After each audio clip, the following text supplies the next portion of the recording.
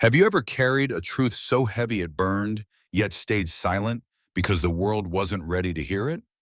Monica Ellis did. A war hero presumed dead.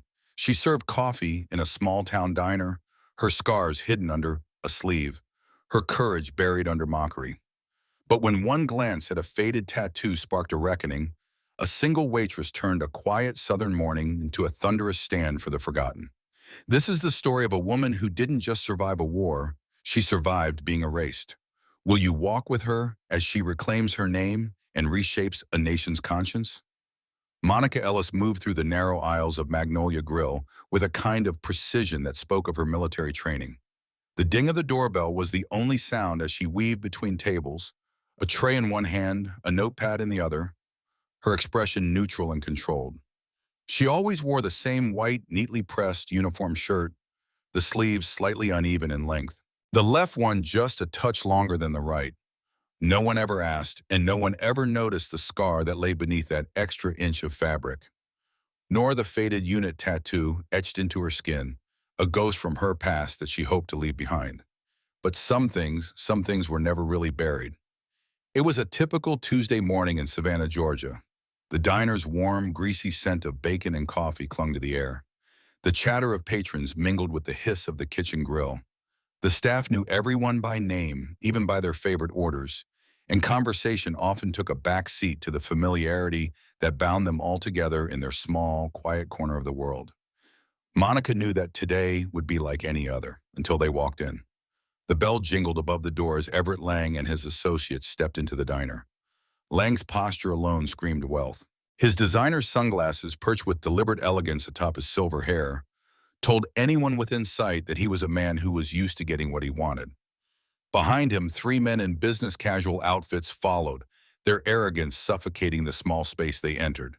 One of them, Sabrina Hartley, Lexford Consulting's media director, flashed a predatory smirk as she glanced around the diner. She was always impeccably put together, her heels clicking just loudly enough to be noticed. They took their usual booth, tucked away at the back of the room. Monica, without a word, walked to their table, the tray of ice water steady in her hands. "Good morning," she greeted them, her voice calm but hollow. Lang didn't bother to look up. "Black coffee for all of us," Sabrina said with a smirk, "and be careful with the refills. We wouldn't want any accidents." Monica said nothing in return. She began pouring the water, starting with Sabrina, then Lang, and finishing with the two men on either side. Her movements were measured, precise. She wasn't shaken, not by their mockery, not by their disdain. As she leaned down to place the glass in front of the last man, a napkin fell from beneath the table. Monica bent at the waist to pick it up. In that brief moment, her sleeve shifted just enough to reveal something beneath, a glimpse of skin marred by scar tissue. A tattoo, still partially visible despite the burn marks. Dante Miles, sitting across the diner at a corner booth, caught the flash. His fork froze midair as his eyes locked on the faded letters. F32 US 1. The numbers and letters burned themselves into his mind. His mouth went dry, and the world around him seemed to quiet. No one else noticed, but Dante did. The unit mark, the tattoo that had once belonged to a woman presumed dead. He had seen it before years ago on a medic who'd been caught in the deadly firestorm outside Aleppo. The body count had been high, the blast devastating. The lieutenant had said she was vaporized. But here she was serving coffee, alive. He sat back slowly, his heart hammering. His mind raced, replaying the blast, the reports, the funeral, the closed casket. The woman he thought was gone, now standing in front of him, alive, enduring mockery from people who never knew who she really was. Dante's hands trembled as he reached for his wallet. He pulled out the folded photograph tucked behind his veteran ID. It was a team photo of F-32 US 1, Monica grinning in her end-of-day vest, her helmet askew, dust streaked across her cheeks. She was there. She had been there. She was real. With a determined breath, he stood up, leaving a $20 on the table. He didn't even think twice. He followed her as she walked toward the counter, toward the coffee pot that she would refill without a second thought.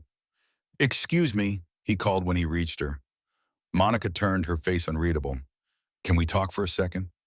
She paused, her eyes flicking over him, But she said nothing. She just stared.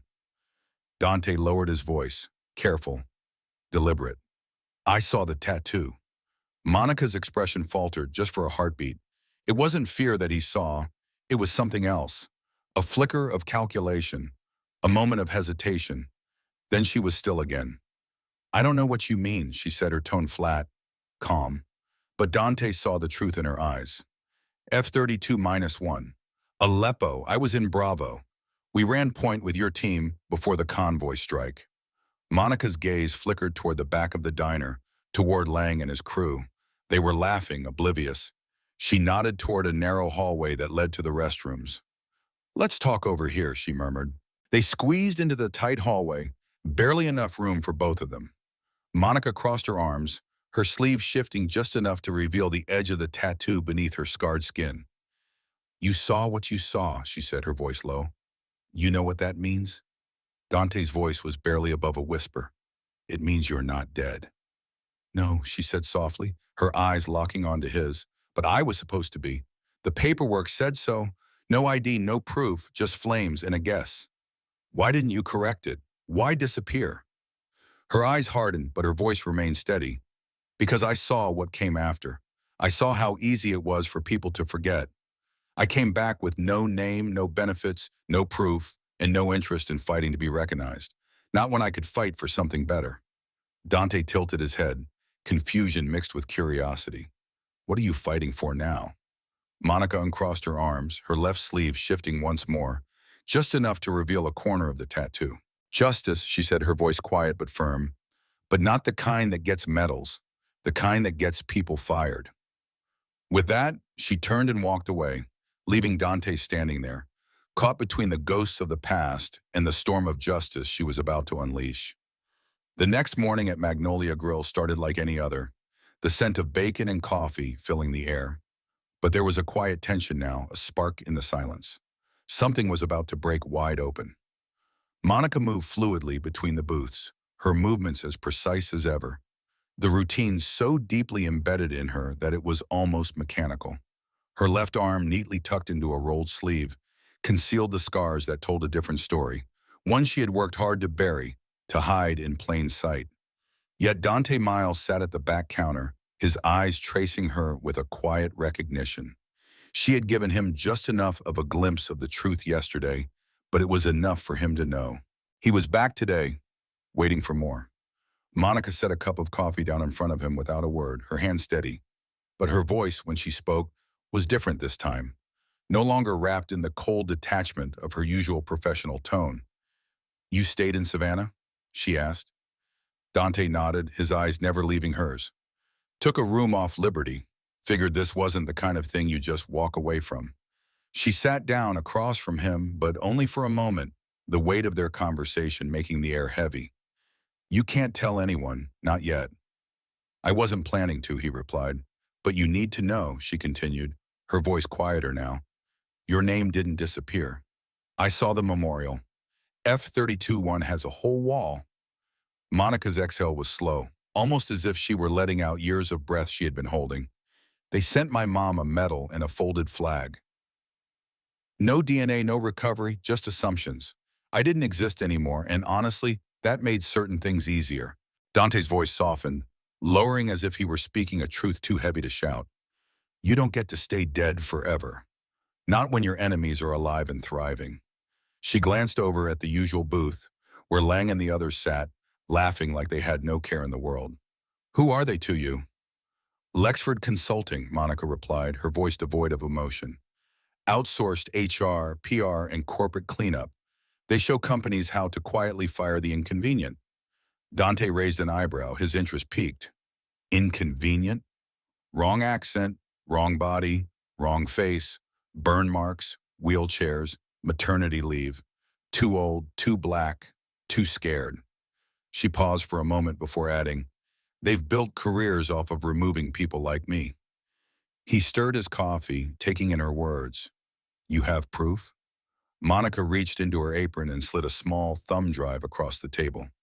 5 months, conversations, jokes, strategy meetings over pancakes.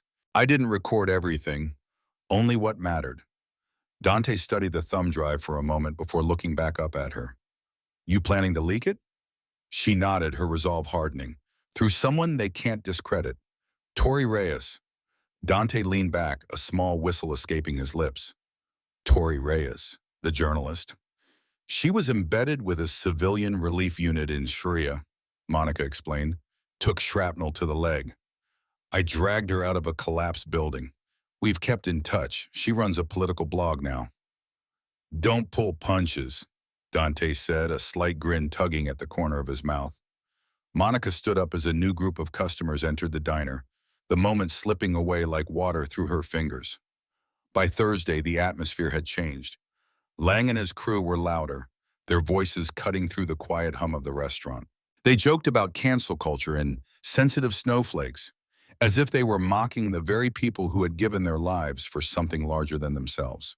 Sabrina showed off her latest social media post, a picture of a coffee cup, the caption reading, "Caution, contents may trigger." Monica continued her work, silent, her movements steady. Dante watched, alert, a silent sentinel in the background. He wasn't just retired military anymore. He was reconnaissance. Every glance, every movement, he cataloged them, taking in everything. Mid-shit, Monica passed him a folded napkin. Inside was a single line of text. Upload starts. Friday. Watch the noise. Dante gave a barely perceptible nod. Friday arrived with the rain, the sidewalks of Savannah slick and shining under the dull morning light. At 7:42 a.m., Lang entered the diner, shaking the water off his umbrella as he barked into his phone. Tell PR to hold any statements until I approve the language. And check our image tags. That waitress thing last week is still trending. Sabrina followed, her eyes glued to her phone, scrolling rapidly. Lexford is clean. We've fired worse problems. They took their usual seat, oblivious to what was about to unfold. Monica approached as always. She set the water, coffee, and condiments in front of them. But when Lang attempted to make a joke about her scars, she didn't respond. Instead, she simply said, "Your tray will be out shortly." At 8:07 a.m., the first alert pinged. Sabrina's phone vibrated and her frown deepened. Something wrong? Lang asked, looking up. Just a ping. My name is tagged in a headline. Sabrina stared at the screen for 5 seconds, then palmed the phone, her eyes wide with realization. Monica stepped behind the counter where Dante was pretending to sip his third cup of coffee. It's out, she whispered. Dante nodded once, his expression unreadable. The article hit every platform, spreading like wildfire. They called her a monster, a villain, but they didn't know she was their war hero. The byline was Tori Reyes, the screenshots and the audio descriptions, the narrative connecting the dots between Monica's service and her silence. It exposed everything, from the booth in the diner to the boardrooms of Lexford Consulting. Clients were named, contracts exposed, and the language used in private strategy meetings quoted. By 9:15, 3 clients had already issued public statements distancing themselves from Lexford. Lang stared at his phone, his face darkening. Sabrina's voice cracked. They used my caption. They used my voice. I'm on the tape. Delete it, Sabrina said, her panic palpable. Lang muttered a curse, shaking his head. Pull it down. Issue a rebuttal. Monica passed their table again, moving with the grace of someone who had already won, who knew the game was over before it had even begun. Lang stood abruptly, his face red with anger. You think this is a game? You think this is going to end well for you? Monica didn't break her stride. She turned her head just enough to meet his eyes, the intensity of her gaze cutting through the space between them. It won't end for me. It starts. Dante stood up behind her, his presence a silent promise of support. Lang faltered, taking a step back as the entire diner fell into a heavy silence. Everyone watching, their phones out and ready. Somewhere in the back, the cook murmured, Told you Tuesday girl was dangerous. Monica returned to the counter, her phone buzzing in her pocket. 1.2 million views. She exhaled, her face betraying no hint of triumph. She wasn't done. Not yet. Monica Ellis leaned back against the kitchen counter, her fingers idly tracing the scar on her left arm. It had been years since she'd seen that familiar face, the face of someone she'd saved in Syria. It seemed like a lifetime ago. She had been part of a civilian relief unit, rushing into danger where few others dared to go. But she had paid for it. Shrapnel from a blast had torn through her leg. The scar remained deep and raw, a reminder of her sacrifices. As she thought back on that day, Dante Miles's voice echoed in her mind.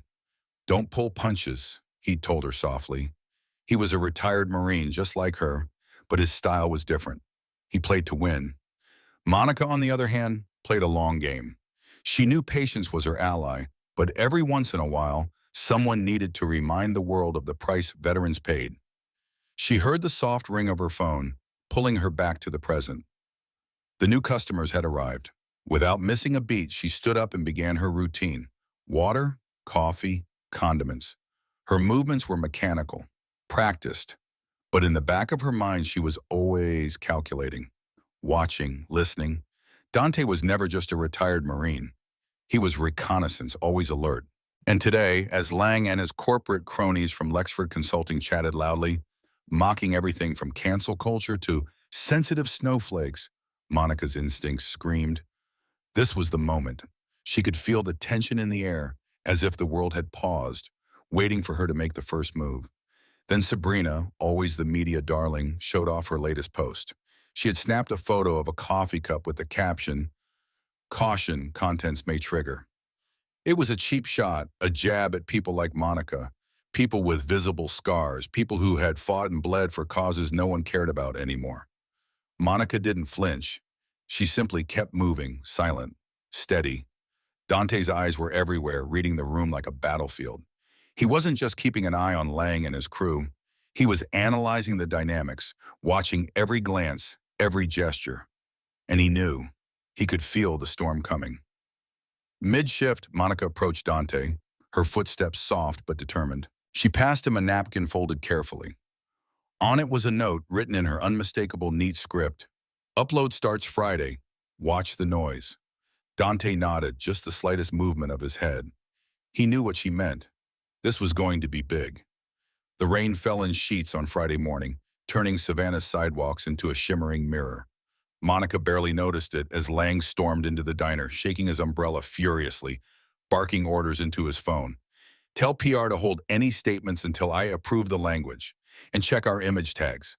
That Waitress thing last week is still trending." Sabrina trailed behind, scrolling rapidly on her phone as always. "Expert is clean," she muttered. "We fired worse problems." Lang and Sabrina sat in their usual booth, confident and dismissive, oblivious to the storm Monica was about to unleash. Monica approached them, as always, calm and professional. She set the water, the coffee, and the condiments on the table. But when Lang, ever the bully, made a joke about her burn scars, Monica didn't respond. Her voice was ice cold when she simply said, "Your tray will be out shortly." At 8:07 a.m., the first alert came through. Sabrina's phone buzzed. She frowned. "Something wrong?" Lang asked, his voice a mix of annoyance and curiosity. "Just a ping. My name is tagged in a headline." Sabrina's eyes scanned the screen, her expression shifting from annoyance to confusion. She read for a few seconds, then paused, staring in disbelief. Monica was already behind the counter, where Dante sat, pretending to sip his third cup of coffee. "It's out," Monica whispered, her voice barely audible. Dante's eyes never left her, and he gave her a barely perceptible nod. The article had gone live, and it was everywhere. They had called her a monster. But what they didn't know was that she was their war hero. The byline read, "Tori Reyes." Tori, a former civilian relief worker whom Monica had saved in Syria, had become an ally in Monica's fight for justice. The article was a powerful one. Screenshots, audio, descriptions, a narrative that connected the dots from Monica's time in Syria to her years of silence. But it was more than just her story. It was a call for accountability. From the booths of Magnolia Grill to the polished boardrooms of Lexford Consulting, everything was exposed. Contracts were named. Clients were implicated. By 9:15, 3 clients had already issued statements, distancing themselves from Lexford. Lang stared at his phone, his expression darkening. Sabrina's face was pale. "They used my caption. They used my voice. I'm on the tape," she said, almost to herself. Lang snapped, "Delete it. Pull it down. Issue a rebuttal." But it was too late. Monica walked past their table and Lang stood abruptly. You think this is a game? You think this is going to end well for you? Monica didn't stop. She simply turned her head, meeting his gaze for the first time. It won't end for me. It starts. Dante stood up behind her, his presence solid and unwavering. Lang took a step back. The entire diner was watching now, phones out, all silent. Somewhere in the back, the cook whispered, "Told you Tuesday girl was dangerous." Monica returned to the counter, her hands steady as she poured coffee into an empty cup. Her phone buzzed again. 1.2 million views. But Monica didn't smile. She wasn't done. By noon, the second wave of retaliation had hit. Tori had uploaded a thread with full transcripts and 5 tapes, each one dated with corresponding screenshots of employee emails and board meeting calendars. It included a video compilation of Monica serving customers while Lang and his colleagues casually discussed talent downsizing strategies. One audio clip ended with Lang saying, "Burn victims are like dented cans. You can still use them, but no one buys them." The clip went viral. By 2 p.m., hashtag dented can was trending #1 on social media. Disabled veteran groups began issuing statements. Some of Lexford's clients suspended their contracts. Their homepage crashed under the weight of the traffic. But inside Magnolia Grill, Monica simply kept working. She was unfazed by the chaos. A man in a wheelchair rolled up to the counter, looking at her with a mix of recognition and respect. "Are you Monica?" he asked, his voice quiet but firm. Monica nodded. He offered his hand. "Staff Sergeant Ruiz, Afghanistan. We don't know each other, but we're family." Monica took his hand, her grip firm, and said nothing. The moment passed in silence, but the connection was made. By 4 p.m., a second article appeared, one that solidified the shift in the narrative. "The silence they called unqualified," it read. And under that headline, a new truth emerged.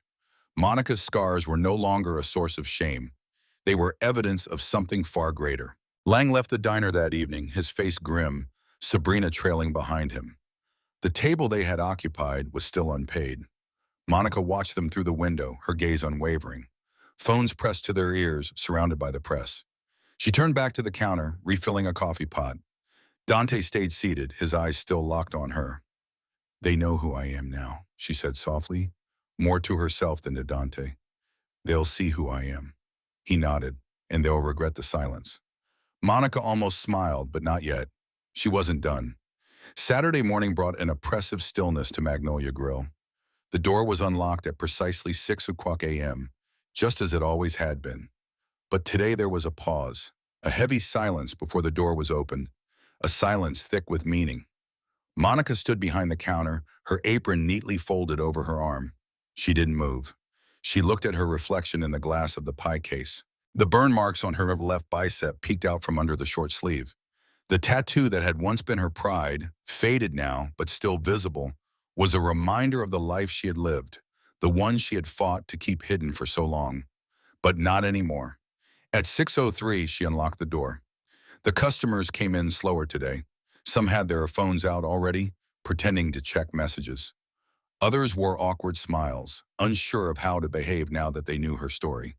The world had seen her scars, but it had no idea how to react. But Lang knew.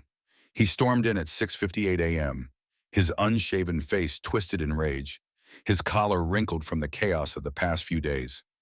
"You don't get to ruin me," he hissed under his breath, loud enough for Monica and anyone nearby to hear. Monica didn't look at him.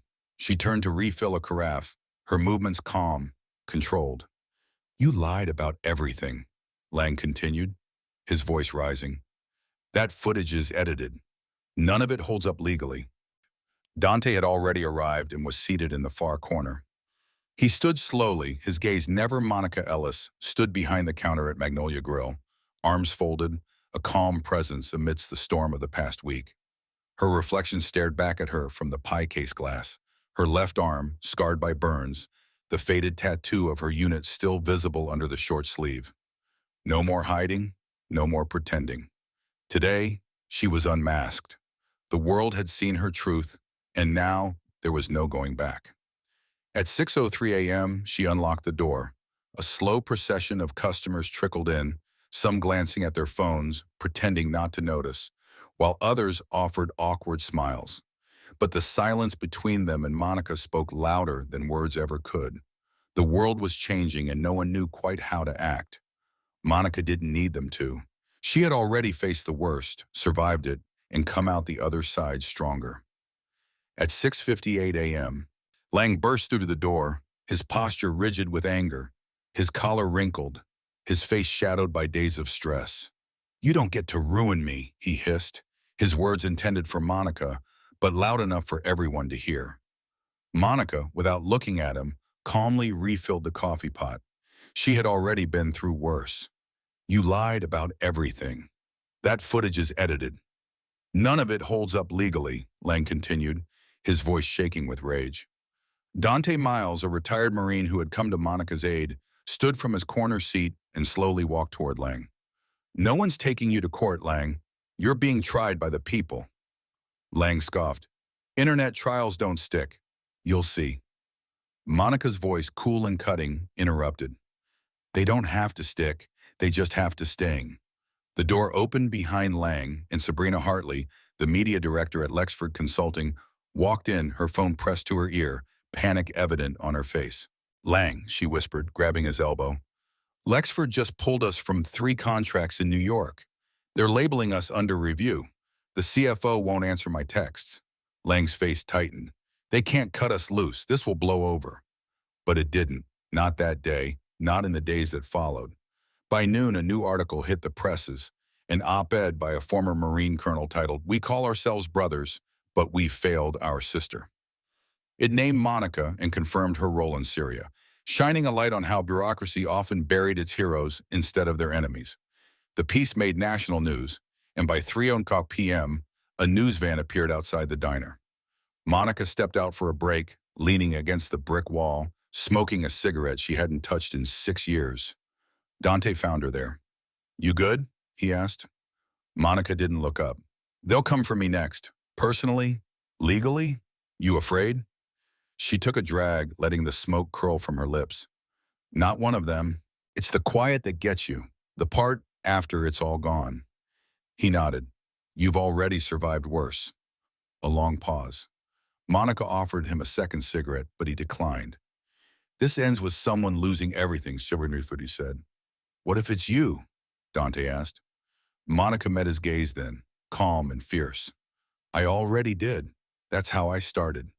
Back inside, Lang continued to pace near the register, Sabrina behind him, nervously checking her phone. A young server named Mia approached Monica, her hand shaking.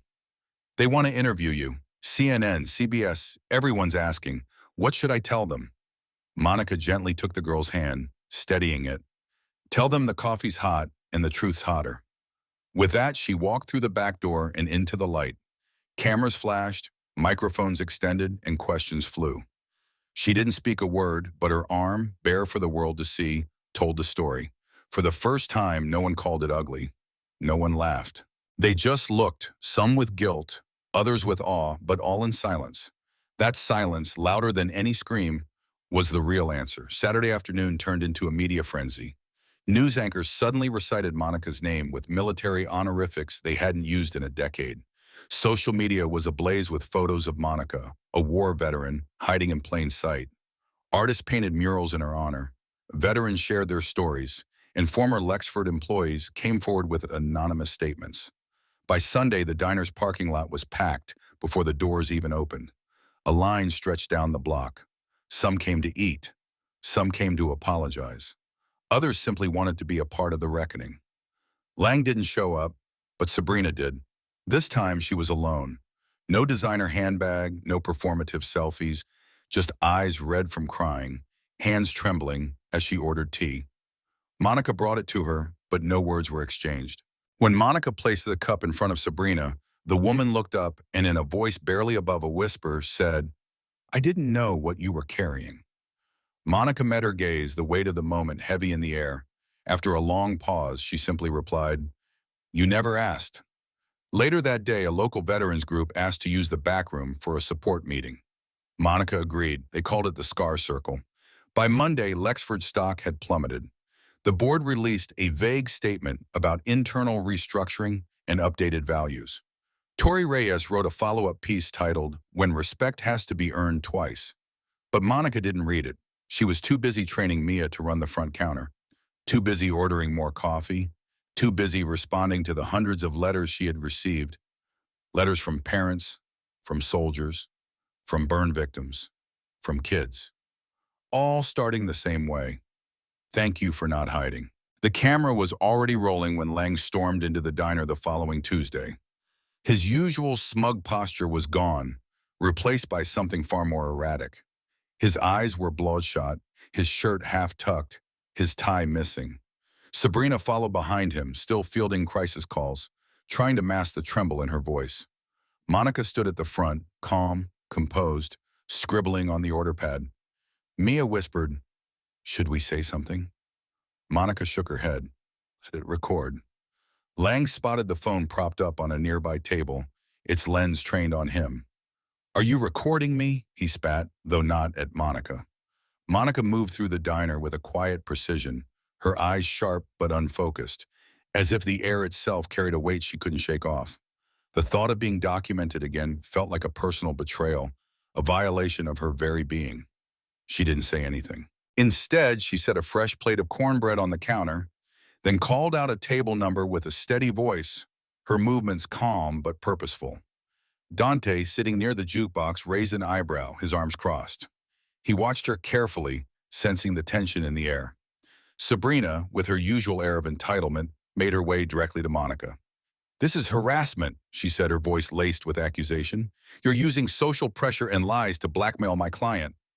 Monica turned slowly, meeting her eyes without flinching, and nodded toward the camera. "Say that louder," she said, the challenge clear in her tone.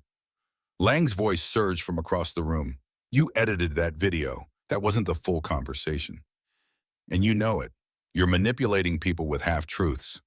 Monica didn't flinch as she placed a coffee mug in front of him, her movements deliberate. "Then speak your half," she said, her voice steady. He hesitated, a flicker of uncertainty crossing his face. A few customers had pulled out their phones, recording the scene as the atmosphere shifted. The diner no longer felt like a place of comfort or refuge. It felt like a courtroom, a live stage for judgment. The internet was poised to slice the moment into 1,000 clips, each one weighed down with opinion. Lang grabbed the mug and slammed it down on the counter, his frustration evident. "I'm filing for defamation." Monica didn't blink. "Please do. I'd love discovery."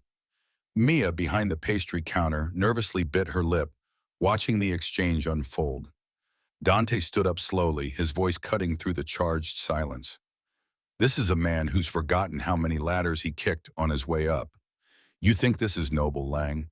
Turning public opinion into your weapon? You want to crucify me over words?" Dante shook his head, a bitter smile on his lips. "No, over patterns." That night, Lang went live on his corporate account. The stream was stiff, poorly lit, his face half in shadow as he stood in his apartment with the blinds drawn. "The woman at Magnolia Grill is waging a personal vendetta," he began, his tone condescending. "She has no credible military records, no formal identification, and refuses to verify her claims. We at Lexford Consulting have always stood for merit and discipline, not victim theatrics." Monica didn't respond directly, but within hours, Tori Reyes posted a 9-minute video montage. It was a devastating compilation. Audio clips of Lang mocking his employees, screenshots of sexist performance reviews, and finally a transcript of a board meeting where Lang referred to his staff as optics liabilities. The caption read, "You want merit? Try surviving a minefield so this guy can have power lunches." By midnight, the hashtag Justice for Monica was trending nationally. Meanwhile, Monica sat at her kitchen table, her tea untouched. A USB drive lay between her fingers, her eyes fixed on it as she considered the contents. She stared at the drive for a while, then slid it into her laptop.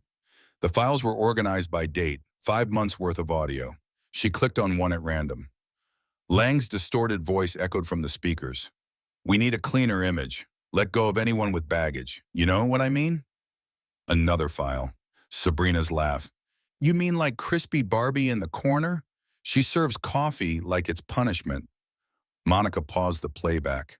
The scar on her bicep tingled, as though it had been singled out by name.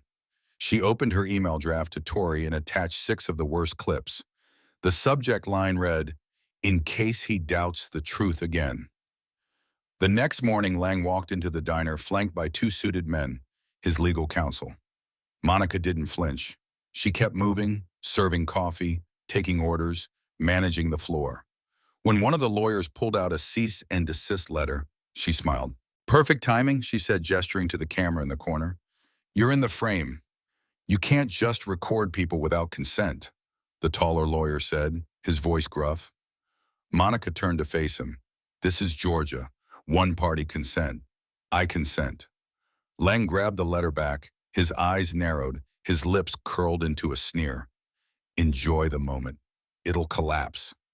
Monica remained calm, her voice steady as she replied, "Then you shouldn't have built it on silence." Later that afternoon, Tori dropped another bombshell article. This one included HR documents, whistleblower statements, and an anonymous letter from a current Lexford executive admitting that Lang had initiated a beauty audit of the staff. The public response was volcanic. Sponsors pulled out. A former intern wrote a viral Twitter thread about Lang's attempt to replace her with a more camera-friendly blonde. That night, Lang returned home to find a crowd outside his building. It wasn't a mob, just people standing silently, holding signs. One read, "My daughter has scars too." Another said, "Ask her what she survived, not how she looks." The next morning, Sabrina quit. No press release, no statement, just an email sent at 6:14 a.m. titled, "I'm done." Inside Magnolia Grill, Dante kept his eyes on the door. Monica wiped down the counter, her movements deliberate. "You think he'll stop?" she asked quietly. Dante shook his head. "He'll escalate. That's what cornered men do." Monica nodded. "Then let's give him the rope." She reached under the counter and pulled out the flash drive. "I have 2 more recordings he's never heard. One's from a client dinner, the other's from a board retreat." Dante's smile was slight, but it was there. "You're not playing chess, you're playing demolition." Monica met his eyes, her expression steady. "No, I'm just showing the blueprints." The sky over Savannah that Wednesday was deceptively soft, a watercolor morning with powder blue clouds and filtered sunlight. But inside Magnolia Grill, the tension simmered hotter than the kitchen griddles. Monica had swapped her usual dark denim apron for a lighter one today, as though signaling a shift. Not surrender, strategy. Her hair was pulled back tightly. No makeup, the burn scar visible on her bicep. Beneath it, the faded tattoo, F-32, now her banner. Her old armor, now a symbol of defiance. The first customers of the day weren't locals. 2 women and a man, all dressed in business casual. One wore a Lexford badge. Mia noticed and whispered to Monica, "More of them." Monica didn't reply. She poured 3 coffees, walking over to the table. "Morning," one of the women said, her voice crisp. "We're here for Mr. Lang. He may stop by shortly."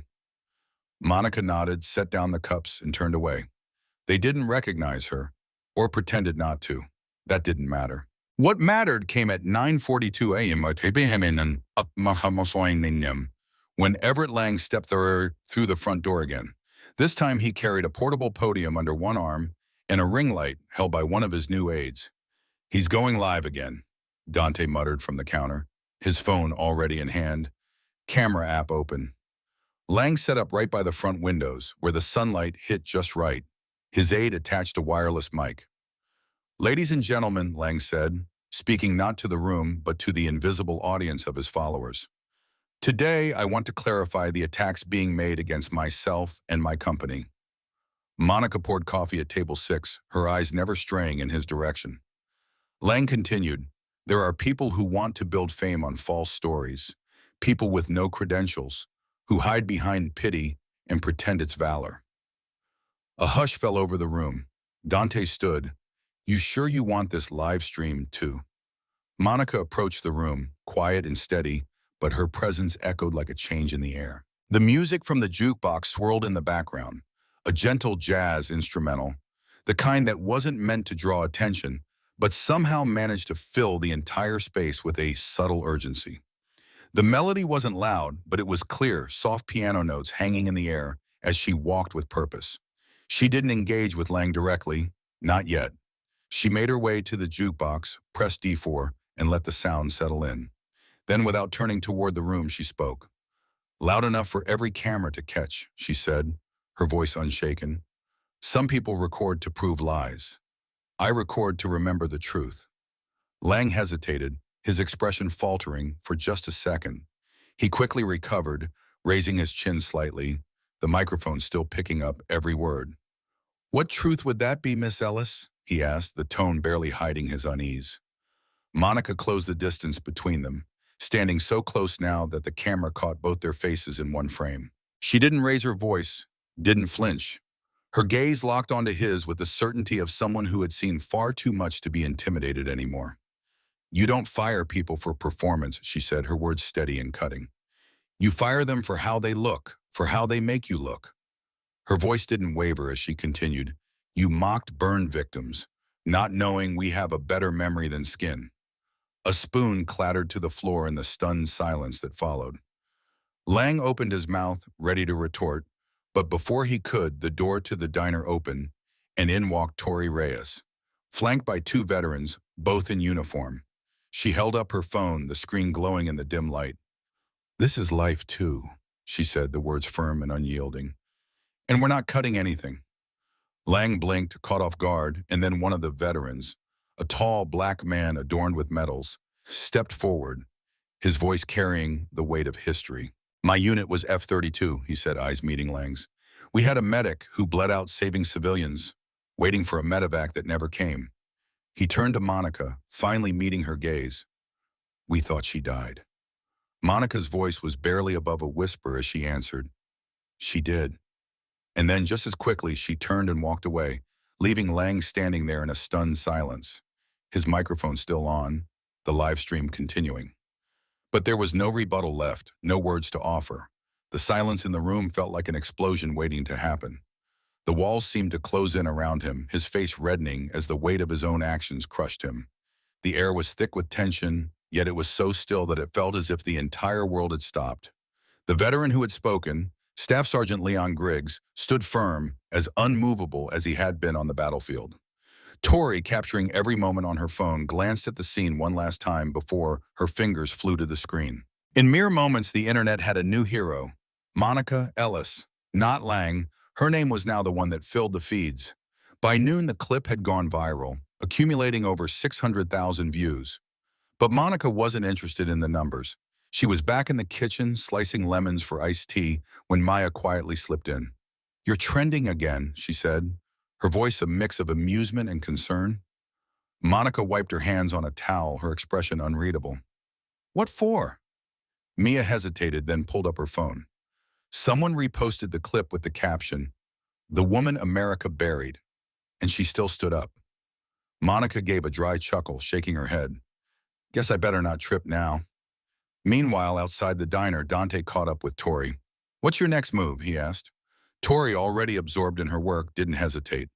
A joint op-ed with Griggs, she said, typing as she spoke. And I'm getting a quote from the National Burn Foundation. We're framing this as a landmark case for workplace discrimination, not just bad optics. Inside, Lang had finally left, his face a mixture of anger and humiliation. Sabrina was nowhere to be found. The two veterans who had come with Tori stayed behind, taking seats at the counter. One of them, Cody, a lean man with sharp eyes and a purple heart pinned to his jacket, looked at Monica with a knowing gaze. You made it out, he said quietly. That means you lead now. Monica didn't smile at the praise, but her eyes softened. Then I need a map. Later that night, in the quiet of her apartment, Monica pored over a spreadsheet Tori had sent. It listed over 50 former Lexford employees, some who had filed complaints, others who had simply disappeared from the company's records. But now they had found each other, and Monica knew what she had to do. She called Dante. I need a space, she said, not public, big enough for 30. I know a church basement. My cousin runs security for them. No one will bother us tomorrow night. She set the time, 7:05 p.m. The next evening, folding chairs filled the room, a coffee urn sputtered in the corner, and the air was thick with the anticipation of change. Monica stood at the front, her sleeves rolled up, her scar uncovered. She wasn't there to lead a protest. She was there to make sure the stories didn't die in the shadows anymore. "I'm not here to lead a protest," she began, her voice stoicy. "I'm here because some of you are hiding your stories under your skin, like I used to. But I found out scars aren't secrets. They're receipts, and I'm done apologizing for mine." The room fell silent for a long moment before a woman in her mid-40s, caramel skin and glasses, stood. "I was fired from Lexford for refusing to wear more makeup. They called it client readiness." Another woman stood. "They asked me to train the man who replaced me for half my pay." Then the floodgates opened. One after another, stories poured out. Testimony after testimony. Each one recorded with consent by Tori's discreet camera. By the end of the night, Monica emailed a Dropbox folder titled "Lexford Patterns, Voices Unedited." The next morning, Mayang, the hashtag had changed. Mahat Justice for Monica became Havery Seats. 2 days later, Lang held a press conference flanked by a new PR team. He read a scripted apology, promised an internal inquiry, and assured the public that Lexford respected all identities and experiences. But his words couldn't undo what had already been said. One reporter, a young woman from the Savannah Post, raised her hand. "Is it true you called a war veteran Crispy Barbie?" Lang's face darkened. "That was taken out of context," he muttered, but the reporter pressed. "But you said it." He refused to answer. Monica didn't watch the press conference. She was already focused on the next step. "I'm starting a foundation," she told Dante, her resolve clear. Not just that, a training and support network for veterans re-entering the civilian workforce, especially the ones who don't fit the poster image. Dante raised an eyebrow. "And you're going to name it?" "F-32, Monica said, her voice firm. "Let the name mean something again." At the next meeting, Monica stood before 55 veterans, their eyes fixed on her.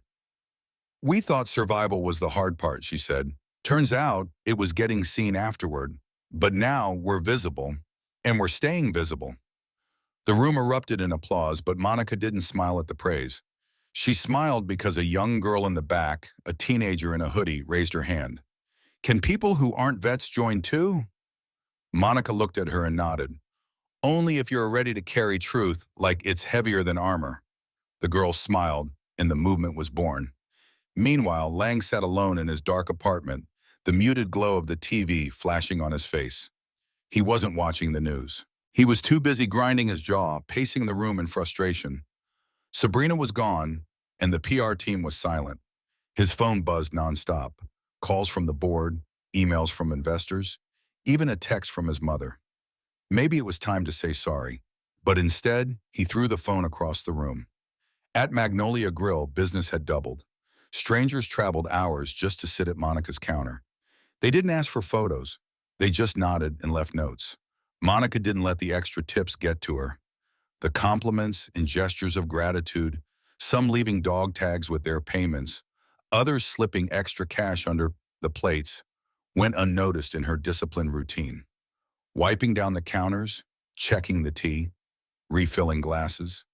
She moved through the day as though fame had never found her.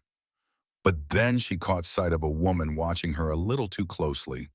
Early 30s, sharp red blazer, a wristwatch that probably cost more than Monica's car. She wasn't a fan, she was a scout. When the woman finished her meal, she stood up, walking straight to Monica. "Miss Ellis, I'm Amanda Voss," she said, introducing herself with a smile that tried too hard to be warm. "I work for the Georgia Labor Commission. We'd like to talk." Monica raised an eyebrow. "As in the government?" Amanda nodded, her smile not quite reaching her eyes. "We believe your recordings and your community efforts could be grounds for a formal investigation and possibly policy reform." Monica tilted her head. "Policy reform?" Amanda's gaze hardened with purpose. "Anti-discrimination protocols. You've started something we might actually be able to finish." That night, in the privacy of Monica's apartment, she met with Dante and Tori.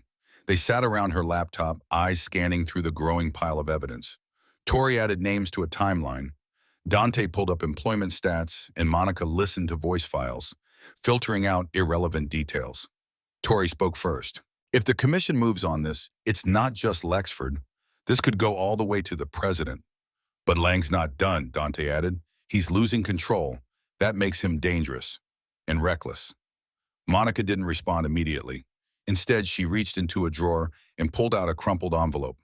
Inside were photocopies of military letters, VA rejections, and her original incident report. It was a mix of things she had once discarded, things she thought were long buried. The corners were burned, the paper frayed, but now it was all she had. I think it's time to stop surviving him, she said quietly, and start burying what he built. The following day, Magnolia Grill put up new signs. No harassment zone, audio recording on. She declined an offer from a film crew in D.C. to document her story, instead asking them to speak to others, local veterans, former Lexford staff, customers. Make it about more than me, she told them. Meanwhile, Lang scrambled to cover his tracks.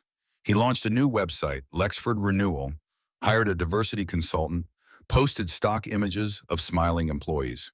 He even released a fake podcast. But it was all too little, too late. Investors began to pull out, 2 lawsuits were filed, and a board meeting was scheduled to reconsider Lang's position. Then came the moment he hadn't expected, a certified letter from the Department of Labor, summoning him to answer allegations of systemic discrimination, with supporting evidence from Monica Ellis and the F-32 Foundation. Lang stared at the letter for a full minute, his fingers gripping the edge of his desk. Then he laughed, a bitter, low chuckle, as if something inside him had cracked. Back at Magnolia Grill, Monica and Tori hung a new flyer beside the register. F-32 Career Support. First workshop, Saturday. Below it, a tagline. We help you get hired without hiding your scars. A young man stood reading it, muttering, My sister's going to love this. Later that night, Monica stood alone in the kitchen, the hum of the fridge filling the silence. She gazed out the window at the wind pulling at the edges. Then with a slow, deliberate motion, she rolled up her sleeve. The scar still ran down her arm, the faded tattoo beneath it. F-32, clearer than ever.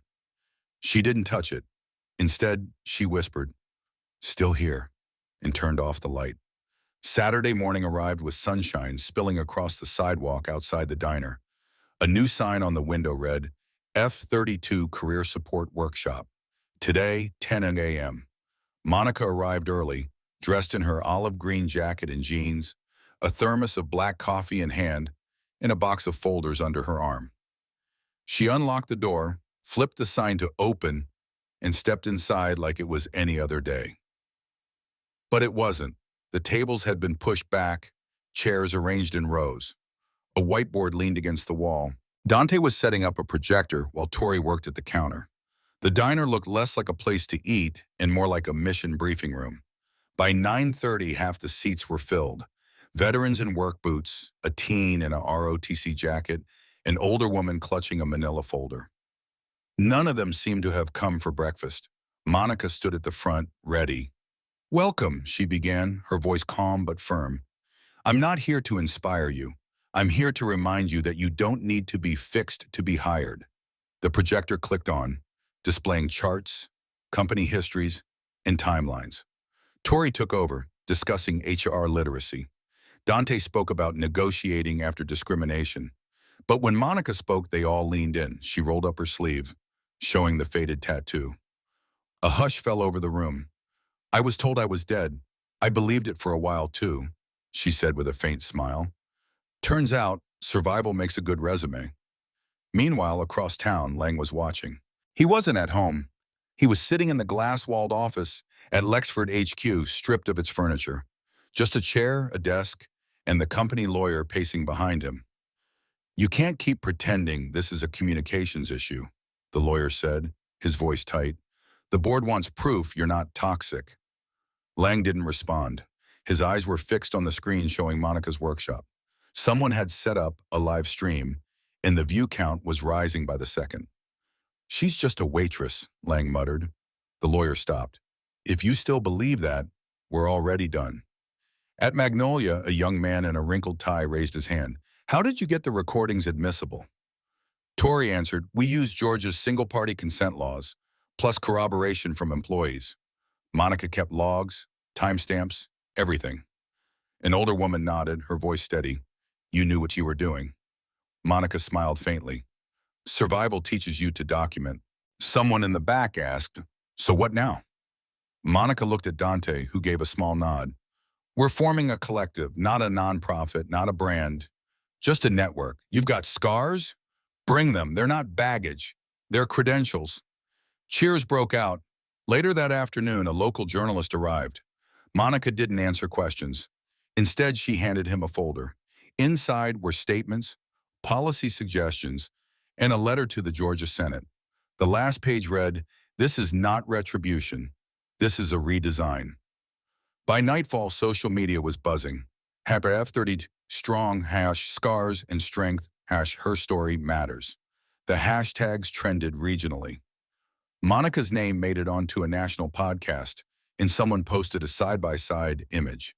Lang's fake diversity page versus Monica's workshop flyer. The caption read, one of these is real leadership. Lexford's investor dashboard showed a 12% drop.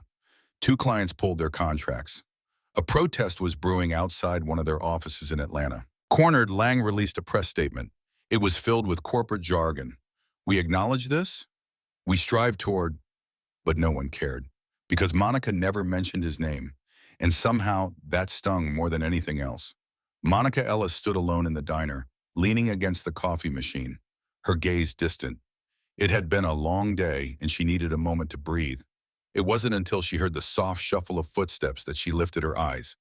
A teenager, no older than 16, stood before her, hoodie pulled tight around his frame, hands shaking as he nervously fidgeted with the hem of his sleeve. My mom, the boy stammered, voice barely above a whisper. She got fired after surgery. I think maybe you could, help. Monica studied him carefully, reading the desperation in his eyes. She met his gaze, her own steady and calm despite the weight of the world she carried. Tell her to come next Saturday, she said, her voice quiet but firm. The boy nodded quickly, relief evident on his face. Without another word, he turned and left, disappearing into the night. As the door closed behind him, Monica allowed herself a breath, a long, slow exhale. Not a smile, not yet. But there was peace in the silence, a rare stillness in the chaos of her world. Outside, a note had been left on the diner's window. Scrawled in bold red marker, the words read, "You made scars sacred." Monica didn't take it down. She left it there, the message hanging in the air, a testament to something bigger than herself. When she locked up for the night, the weight of the moment settled in. The following morning, before the sun had even risen, the sound of breaking glass shattered the quiet. A rock had been thrown through the front window of Magnolia Grill, and attached to it, another note, written in the same red marker. Scar doesn't mean sacred. Monica's heart pounded in her chest as she rushed outside, boots crunching on the broken glass. Her hands trembled slightly, but her voice remained steady as she dialed the police. Within minutes, Dante Miles arrived, his presence a solid anchor in the storm. Without a word, he began to sweep up the glass while Monica took the report from the responding officer, a young, indifferent cop who barely looked her in the eye. You have enemies? He asked, his tone casual. Monica didn't flinch. Only cowards, she replied, her voice cutting through the cold morning air. As the patrol car pulled away, Dante turned to her, a grim smile on his face. They're scared, he said, his voice low. That means we're getting somewhere. But Monica knew better. Retaliation was never random. It was always personal, and she could feel it, the pull of something darker, something that would stop at nothing to make her disappear. Across town at Lexford Consulting, Everett Lang sat in his office, watching the scene unfold on a lawyer's phone. He was livid. They painted her scar on the damn window, he spat, his face twisted in fury. The lawyer said nothing, his eyes fixed on the screen. We've lost our third sponsor, and your board is meeting without you, the lawyer remarked, scrolling through emails. Lang slammed his fist on the desk. We have to control this. Then stop talking, the lawyer replied coldly, because every word you say is just adding fuel to her fire. Back at the diner, the situation was rapidly evolving. A viral photo of the broken window, shared by Tori Hartley, had ignited a firestorm. Tori's caption read, Lexford's legacy begins with a window. People from all walks of life began showing up at Magnolia Grill, some with plywood, others with coffee or homemade signs. By noon, a local high school art club had painted a mural over the shattered glass. The mural depicted a cracked wall with light pouring through the gap, and in that light, the faint outline of Monica's F-32 tattoo. Someone had added the words, "We see you now." Monica didn't celebrate the attention. Instead, she focused on what mattered, the work. She and Dante met with the principal of Booker High School and anonymously offered to fund an art scholarship. When the students learned of the donation, they insisted on putting Monica's name on it. That night, Monica returned home to find an envelope taped to her door. Inside was a printout of one of her flyers, now defaced with the word fraud written in black ink. She didn't flinch. Without a second thought, she scanned the flyer and posted it online with the caption, "If I were really a fraud, you wouldn't need to hide." The response was overwhelming. Thousands of comments poured in. By midweek, Monica had 3 national media interviews lined up, but she turned them all down. Instead, she recorded a short video inside the diner. "I'm not interested in becoming a symbol. I'm interested in building a system where symbols aren't needed. Do you want to help? Hire someone who's been broken and showed up anyway." The message spread like wildfire. Veterans groups shared it. Disability advocates shared it. Employers began tagging their own hiring practices in response. The F-32 Collective, OINE, as it had come to be called, expanded into 3 more cities by the end of the week. Lang, meanwhile, tried to hold a press conference, but only one intern and a protester with a bullhorn showed up. The protester shouted, "SCAR doesn't mean silent." Lang tried to issue threats through legal channels, but Monica had the receipts, audio logs, screenshots, witnesses, and the growing support of an army that no longer believed his curated version of events. Tori Hartley wrote another piece titled "The Waitress Who Undid a Corporation," and by Friday, Lexford's stock had plummeted another 18%. The board announced an emergency leadership review, and Lang's name was temporarily removed from the company's website. But Monica didn't celebrate. She returned to the diner, poured coffee for a man in a wheelchair, sat with a woman recently laid off from a cleaning company, and helped a teenage boy write his first resume. "This isn't justice yet," she told Dante quietly. He nodded, "But it's a beginning." That night, as they cleaned up, the mural outside glowed beneath the streetlights. It wasn't just a tribute, it was a signal. Survival was no longer something to hide. It was the start of something much louder, something permanent. The invitation arrived the following afternoon, tucked between a shipment invoice and a flyer about veteran benefits. It was a formal letter from the Georgia State Senate inviting Monica to speak at a hearing on labor discrimination against veterans with visible injuries. She read the letter 3 times before setting it down. Dante, noticing her silence, asked, "You okay?" Monica handed him the letter. He whistled. "This is big." Monica nodded, her eyes distant. "Yeah, that's the problem." The hearing took place in a government building in Atlanta, with rows of chairs filled with state senators, media, and a few lobbyists. Monica wore a long-sleeve shirt under a fitted blazer. She didn't cover her scar this time. She didn't need to. Tori sat in the back row, streaming the event live. The chairwoman of the committee welcomed Monica to the stand. "Miss Ellis," the chairwoman began, "we understand you were once presumed dead overseas. That must have been traumatic. But what's relevant here today is employment. Could you tell us how your experience intersects with current hiring practices?" Monica took a slow breath, her voice steady. "I wasn't just presumed dead. I was forgotten. There's a difference." She raised her arm slowly, letting the sleeve fall back to reveal the scar. "This scar isn't an apology. It's a credential. It's proof I showed up for a country that told me to disappear." The room fell silent. Monica's words hung in the air, unwavering. She continued, her tone unwavering. "I've worked jobs I was overqualified for. I've heard things like optics, company image, and not a culture fit. Those are just polite ways of saying people don't want to hire what they're afraid to look at." A senator scribbled something in his notes. Another leaned forward, listening intently. "I'm not here to guilt anyone," Monica said, her voice cutting through the silence. "I'm here to build something better. What if, instead of filtering out, we filtered in? What if we stopped looking for perfect and started recognizing proven? Applause erupted from the crowd.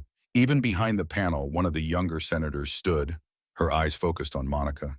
"Miss Ellis," the senator said, her voice filled with respect, "you've given us something to think about." Monica stood outside the hearing room, her heart still beating fast from the intensity of the discussion. Reporters clustered around, eager for a soundbite, but she simply smiled and shook her head.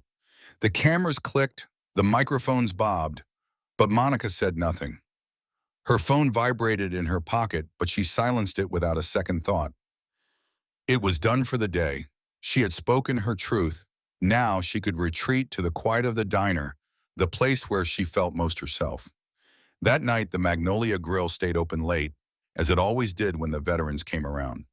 There was no intention to eat, no rush. The place was a meeting ground, a safe space where they could share stories and remember, not just the good times, but the battles fought in silence. Monica was with them, standing at the counter, listening, asking questions, taking notes. She handed out applications for those who needed work, offering them a way forward. She wasn't leading them, she was walking beside them. Across the street, an artist's light projection shone onto the brick wall, a glowing, shimmering tattoo of F-32 US-1, the numbers circling a simple, powerful phrase. Not just scars, not just stories, blueprints. The words hung in the air like a secret, a statement of something bigger than just the veterans standing in front of her. It was a blueprint for something lasting. Lang, now fully distanced from Lexford, sat in a darkened room. His voice, hollow and regretful, broke the silence. "I failed to lead with empathy. I let power replace integrity. I'm sorry to those I've hurt." But Monica didn't react. She didn't need to. The next morning, a small frame print appeared on her booth at the diner, the mural beneath it carefully written in script. "Your silence was never weakness. It was strategy." Monica's work had never been about shouting or seeking recognition. When the time came for the wall to be built, there were no speeches, no fanfare. It began with a patch of open brick, a spot once marred by a broken window, now scrubbed clean. Volunteers arrived, painters, welders, carpenters, each with their own story. At the top of the wall, the words "The Wall of the Forgotten" were welded in brass. Beneath it, plaques would be added, each name a testament to those who had been overlooked, cast aside. The first name etched into the wall wasn't Monica's. It belonged to Eugene Rowe, a middle school custodian who had lost his job due to the risk of falling, despite his years of service. When he saw his name, he cried, not from honor, but from the simple, human need to be remembered. By the end of the week, there were 15 names on the wall. Stories flooded in, veterans from all walks of life, carrying only the weight of their experiences. Some with uniforms, others with discharge papers, many with nothing but silence. The community listened. The mayor came by quietly, offering funds for lighting. Monica accepted, not out of obligation, but because it felt right. "Let people see it at night," she said. "The shame was never ours." The F-32 Collective grew. New chapters opened in Charlotte, Houston, and Detroit. Tori, now coordinating media with veteran journalists, made sure the stories were heard. Dante started offering trauma training to local employers. The movement spread not through loud proclamations, but through consistent, quiet action. One corporation, taking Monica's challenge seriously, offered her an office space. But Monica didn't want that. Instead, she asked for it to be used as a community drop-in center, a place for veterans to gather and support each other. The center opened under the name "The Room They Tried to Keep Empty." Lang faded from the headlines, his name buried in a business journal, a small mention of his departure. His severance was sealed, a clause barring him from corporate governance for 5 years. Monica didn't rejoice in his downfall. She folded the article, placed it in a file marked irrelevant, and moved on.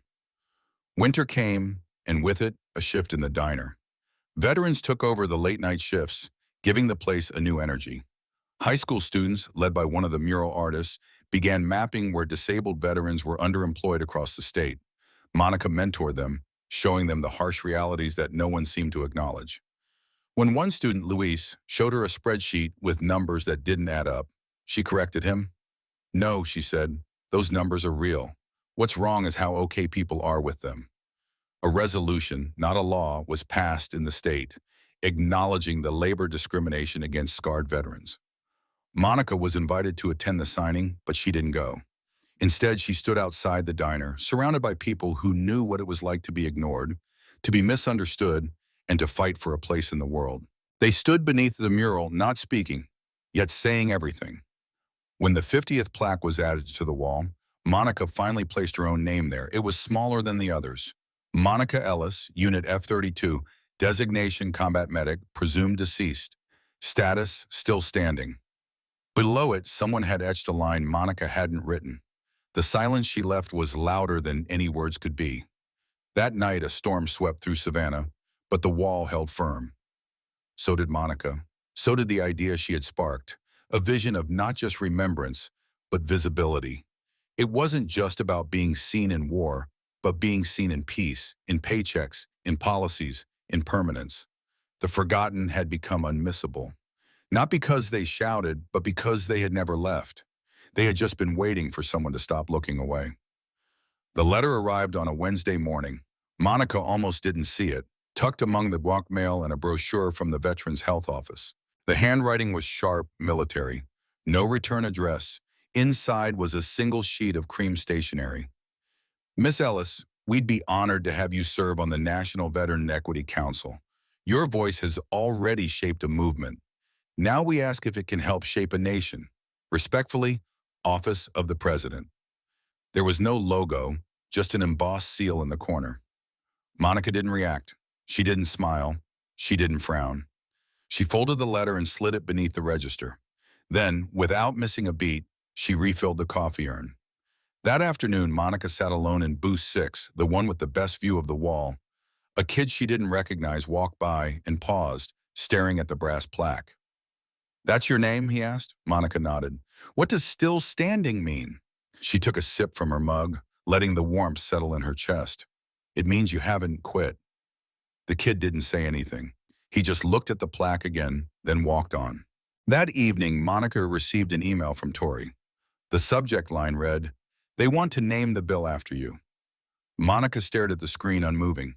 The bill, aimed at protecting injured veterans from hiring bias, had passed 3 committees unanimously. The sponsors wanted to call it the Ellis Act. Monica didn't respond. Monica stepped into the back of the restaurant, her boots clicking on the floor as she flicked off the kitchen lights. She leaned against the cold stainless steel counter, the weight of her thoughts settling in. She thought of a time when her name had meant nothing beyond a dog tag. Now it echoed through government halls, in meetings that reshaped policies, in courtrooms, and behind closed doors. As she stood there, her voice barely more than a whisper, she spoke into the quiet. "Don't let them turn this into a flag. Keep it human. Keep it scarred." It wasn't a plea. It was a prayer. The next morning, Monica was up before dawn to teach her first seminar. But this one wasn't for soldiers. It was for corporate HR managers. She stood at the front of the room, the projector screen displaying a simple message. Scars aren't red flags. They're proof. The room was silent as eyes flicked from her to the screen. A woman raised her hand. "How do we know we're not just hiring out of pity?" Monica didn't hesitate. "You're not, unless you think strength is something that should be hidden." The room went still for a moment, pens scratching against paper as everyone absorbed her words. Monica could have taken the White House job, but instead she recommended someone else. An Army medic, a burn survivor, fluent in 3 languages.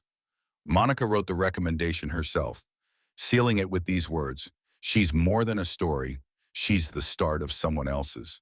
It was her way of ensuring that others would have a chance at something more than just survival. In April, a group of 3rd graders visited the Wall of the Forgotten. Their teacher had assigned them to write letters to one of the names. Most of the children picked Eugene Rowe, whose story had been featured on TV, but one letter was different. "Dear Miss Monica, my brother says girls can't be soldiers. I'm glad he's wrong. Do the scars still hurt? I have a scar on my leg from when I fell off my bike. It's not as big as yours, but I think they both mean we didn't give up. Thank you for not giving up."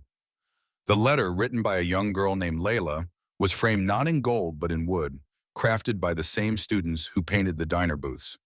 When the first anniversary of the F-32 wall came around, the crowd stretched around the block. Dante gave a powerful speech while Tori streamed the event online. Monica didn't speak. She stood beside a woman in a wheelchair and a teenager with PTSD tremors, her presence more impactful than words. When asked why she hadn't taken the stage, she simply replied, "This isn't about being seen. It's about making space for those who still aren't."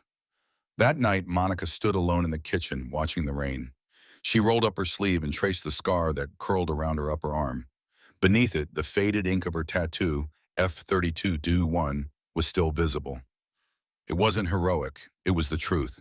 She turned off the light and whispered to the darkness, as if reminding herself, still standing, always. A week later, Monica went to the VA hospital, not as a patient, but as a listener. She sat in on a support group, no name tag, no introductions. When a man began crying, describing how useless he felt, Monica lifted her sleeve. "Let them see this," she said. "This isn't a wound. It's a credential. And you've earned yours too." The room fell into a heavy silence, then someone clapped. Another joined in, and by the end, every veteran in the room stood, not for her, but for themselves. A month later, Magnolia Grill added a new menu item, Meals That Heal. Proceeds from these meals funded therapy and job placement for veterans with visible injuries. It was Monica's idea, but the credit went to the F-32 initiative. She smiled to herself. It wasn't about the credit, it was about making a difference. Dante and Tori wanted her to be part of a documentary. Monica declined. Instead, she gave them a photo of her unit from Syria before the blast. On the back, she'd written, "Not everyone came home, but we can make sure they're never left behind." Her final public act was unplanned. At a job fair, she saw a young woman with burned scars being ignored by a recruiter. Monica stepped in, asking, "Is your company hiring survivors or just pretending to support them?" The recruiter stammered, and Monica handed the girl her card. "Call me on Monday. We'll find you the right door." That winter, the Magnolia Grill stayed open late, not for food, but for people. The lights dimmed, a fire pit outside, blankets, hot cocoa, and Monica in her usual booth, letting strangers talk, offering an ear when needed. When someone asked if she ever wished she'd gone public sooner, she shook her head. "I came back when the world was ready to hear me, and more importantly, when I was ready to speak." At her apartment, a framed photograph hung above the coat rack labeled F-32. But beneath it, in her own handwriting, a new line had been added, "Not just standing, lifting." 3 months after the final clip of Everett Lang went viral, the silence in boardrooms became deafening. Lexford Consulting lost 5 major clients in just 7 weeks. But it wasn't the scandal that drove them away. It was the exposure. If Lang had mocked Monica Ellis in public, how many others had he erased in private? Corporate America began to take a closer look. HR departments scoured records of terminations, settlements, and restructurings that now seem suspicious. A memo leaked from one Fortune 500 firm simply read, "Find your moniker before the world does." Meanwhile, in Savannah, Georgia, the ripple Monica started became a current. Magnolia Grill, once a modest diner, was now a symbol, not of trauma, but of reclamation. Veterans, burn survivors, and workers with physical differences began gathering there, not as victims, but as people who refused to be erased. A high school teacher from Charleston even brought his class there, not for the food, but to meet someone who had chosen silence. Not out of fear, but out of purpose. The F-32 initiative spread quickly. Within 4 months, 3 other states adopted versions of Monica's model, providing public and private funding for veterans with visible injuries to receive therapy, mentorship, and workplace advocacy. Monica declined all offers for TV interviews, book deals, and magazine covers. She said no to the documentary twice, but she said yes to speaking at community colleges, VA centers, and even prison reentry programs. She preferred rooms with no lights, no stage, just chairs in a circle. Her message was simple. This is not about heroism. It's about not letting shame become policy. Dante Miles, once just a customer with a memory, became a co-founder of Lift Forward, a nonprofit that partnered with Monica's efforts to provide training and job transition resources to EOD veterans and others with battlefield trauma. Tori Reyes, the journalist Monica had once saved in Syria, won a National Journalism Award for her expose, Invisible Armor, How Scars Speak Louder Than Rumors. When asked during her acceptance speech if she had Monica to thank, she said, "No, I have Monica to follow." At the end of the year, a quiet memorial was held, not for Monica, but for F-32. Each name was read aloud, each face remembered, and each story carried forward, not in folded flags, but in the lives they had changed. The girl Monica helped at the job fair, she's now working in nonprofit logistics. The man from the VA support group, he started painting again. His artwork now hangs on the wall at Magnolia Grill. A retired general, once skeptical of these so-called social wars, now donates every month. He never sets foot in the diner, but his name is etched in the ledger. Sometimes healing begins with listening from a distance. What Monica started wasn't just redemption, it was an awakening. It was about exposing everything we so easily dismiss, about people who don't fit the stereotype, and about how systems prefer appearance over reality, until someone walks in carrying both scars and receipts. Her legacy isn't something loud or grand. There are no plaques, no monuments. But there is a small bronze emblem on the wall of the VA hospital in Savannah for those who returned without the fanfare but still managed to change the course. Beneath the emblem, scratched by hand, are the letters F-32. So where do we go from here? We start by asking better questions. We stop assuming that pain diminishes power. We teach our children that strength isn't always loud. It sometimes sits in the quiet. We fund programs not because they're trendy, but because they've been overdue for far too long. And when someone walks in with burns, tremors, or silence, we stop and ask, what did they carry that we never saw, and how do we carry it forward? Thank you for watching. Let us know where you're tuning in from and what part of this story stayed with you. Don't forget to like, comment, and subscribe to the channel for more stories that echo where others stay silent.